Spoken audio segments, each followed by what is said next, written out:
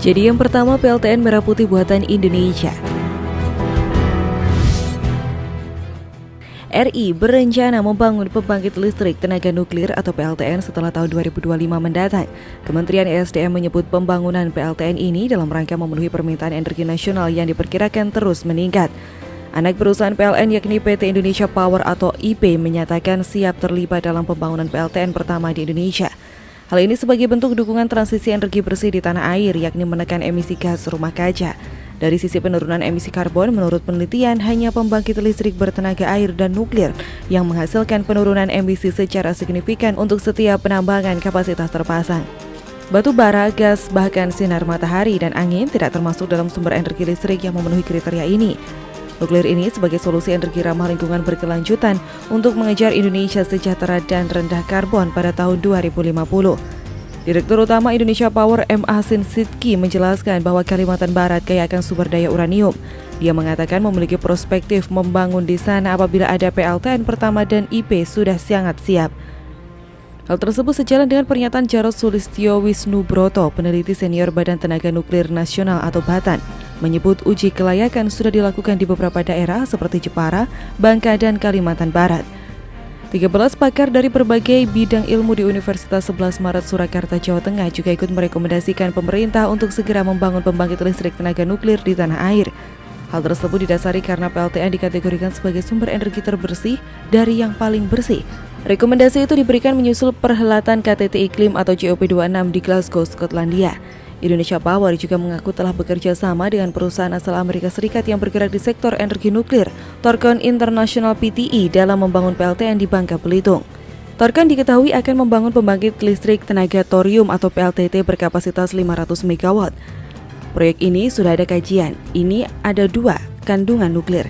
1 thorium seperti di Bangka Belitung, ini pemakaiannya bisa 1000 tahun yang thorium. Apapun keputusan pemerintah kita ikuti, tegas Hasin. Hasin juga menjelaskan beberapa negara dunia sudah membangun PLTN untuk menjamin pasokan energi, seperti di Uni Emirat Arab dengan Barakah. Penggunaan energi nuklir ini pun ungkapnya juga menjadi pembahasan penting di konferensi tingkat tinggi perubahan iklim COP26 di Glasgow, Skotlandia beberapa waktu lalu. Sebelumnya, Menteri ESDM Arifin Tasrif menuturkan penggunaan energi nuklir di tanah air direncanakan mulai di 2045 dengan kapasitas hingga mencapai 35 GW. Pada rencana pembangunan jangka menengah nasional atau RPJMN 2020-2024, pemerintah mendorong langkah penelitian, pengembangan, mendorong penguasaan teknologi, membangun kerjasama, melakukan analisis multi kriteria, dan menyusun roadmap nuklir. Ada 2 aspek yang digunakan dalam penyediaan energi saat ini. Aspek itu adalah pertimbangan terkait dengan biaya, keberlanjutan, dan skala penyediaan yang besar. Sedangkan aspek lainnya dampak minimal bagi lingkungan dan ekosistem terkait sumber energi yang dipilih. Dari sisi penurunan emisi karbon, menurut penelitian, hanya pembangkit listrik bertenaga air dan nuklir yang menghasilkan penurunan emisi secara signifikan untuk setiap penambangan kapasitas terpasang. Batu bara, gas, bahkan sinar matahari dan angin tidak termasuk dalam sumber energi listrik yang memenuhi kriteria ini. Di sisi lain, dunia telah berkomitmen untuk mengerem pemanasan global, salah satunya melalui penerapan ekonomi hijau. Kedepan, Indonesia akan memerlukan energi dalam jumlah luar biasa ketika memasuki era negara industri. Maka dari itu, adanya pembangkit listrik tenaga nuklir akan sangat dibutuhkan di masa mendatang.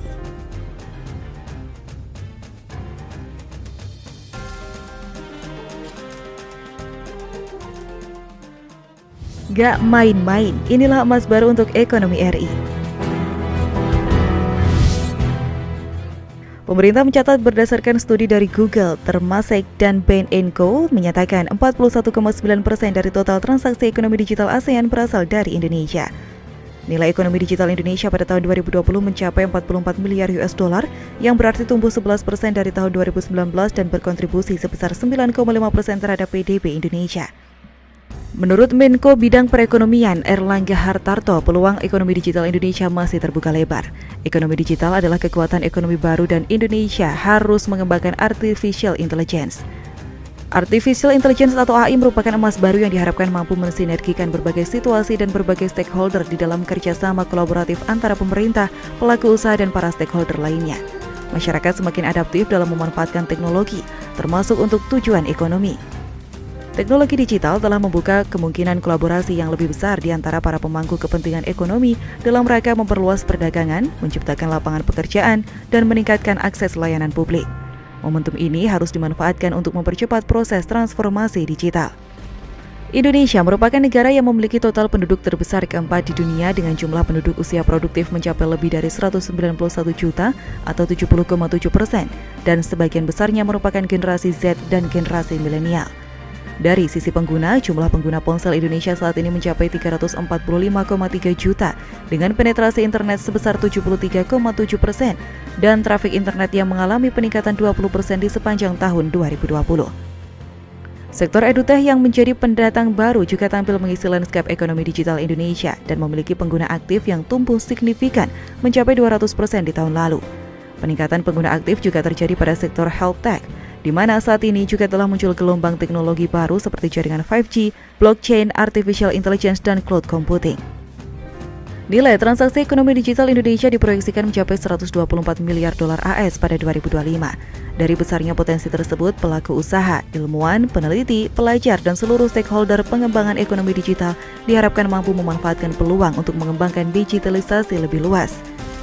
Seperti diketahui, Presiden RI Joko Widodo telah memberikan arahan dalam transformasi digital Indonesia menuju visi Indonesia 2045 yang secara tegas menyatakan bahwa kedaulatan dan kemandirian digital harus menjadi prinsip penting dalam transformasi digital.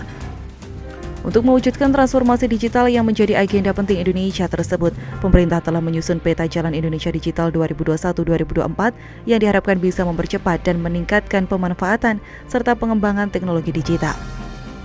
Erlangga berharap adanya peta jalan tersebut, maka pada 2024 akan terjadi penambahan pertumbuhan PDB sebesar 1% dan digitalisasi UMKM bisa mencapai 50%.